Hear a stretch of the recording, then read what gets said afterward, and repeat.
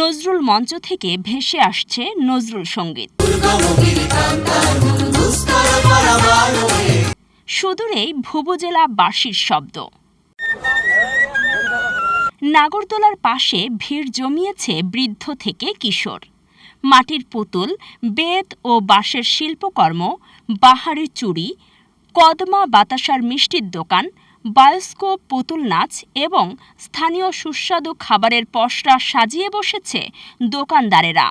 এমন সব দৃশ্য মিলিয়েই প্রতি বছর ত্রিশালে নজরুলের স্মৃতি বিজড়িত সাবেক দরিরামপুর হাইস্কুল বর্তমানে নজরুল একাডেমি মাঠে উদযাপন হয় জাতীয় কবি কাজী নজরুল ইসলামের জন্মজয়ন্তী। একসময় এই জয়ন্তী উদযাপন হতো জাতীয় পর্যায়ে, কিন্তু দীর্ঘ সময় ধরে জাতীয়ভাবে হয়নি এই আয়োজন। 2 যুগ পর 2026 সালে ময়মনসিংহের ত্রিশালে জাতীয় পর্যায়ে অনুষ্ঠিত হতে যাচ্ছে জাতীয় কবি কাজী নজরুল ইসলামের 127তম জন্মজয়ন্তী। আগামী 25শে মে অনুষ্ঠানটি উদ্বোধন করার কথা রয়েছে। উপস্থিত হতে পারেন মাননীয় প্রধানমন্ত্রী তারেক রহমান।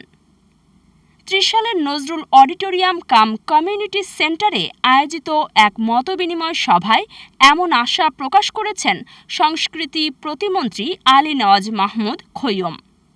গত 1 এপ্রিল জাতীয় সংসদে ত্রিশালের মাননীয় সংসদ সদস্য ডাক্তার মাহবুবুর রহমান লিটন ত্রিশালে নজরুল জন্মজয়ন্তী স্থানীয়ভাবে না করে রাষ্ট্রীয়ভাবে উদযাপনের দাবি ও প্রস্তাব রাখেন।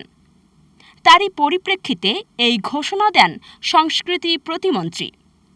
সারা দেশে নজরুল তীর্থ হিসেবে পরিচিত ত্রিশাল উপজেলা, যেখানে জাতীয়ভাবে নজরুল জয়ন্তী যেন এক ঐতিহাসিক উৎসব। এবছর জাতীয়ভাবে উদযাপন হওয়ার সংবাদে খুশি ত্রিশালবাসী। কবির স্মৃতি বিজড়িত এই উপজেলায় এমন আয়োজনে সারা দেশ থেকে ছুটে আসা মানুষরাও এইবার উপভোগ করবে জাতীয় এক আয়োজন, এমনটাই প্রত্যাশা নজরুল প্রেমীদের মাঝে।